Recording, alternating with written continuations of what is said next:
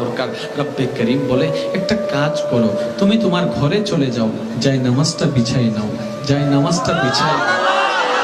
এবার বান্দা বলে, মওলা আমি যদি ঘরের মধ্যে যাই নামাজ নিয়ে বিছাই, তখন আমার মার চোখ কপালে উঠে যাবে, আমার স্ত্রীর চোখ কপালে উঠে যাবে, কারণ তারা জানে আমার মতো বাটপার আর কেউ নাই। এখন আমি যদি এভাবে করি, তারা সবাই আমার কাছে কেমন যেন একটা আনিজি লাগছে।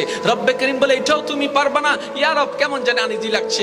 রব্বে করিম বলে, মসজিদে যাওয়ার দরকার নাই, যাই নামাজও বিছানোর দরকার নাই, তুমি শুয়ে শুয়ে একবার বলো না, আল্লাহ এখন যদি আওয়াজ করে বলি, তাহলে তো আমার গোপন খবর আমার স্ত্রী শুনে যাবে, তার সামনে আমি লজ্জিত হব।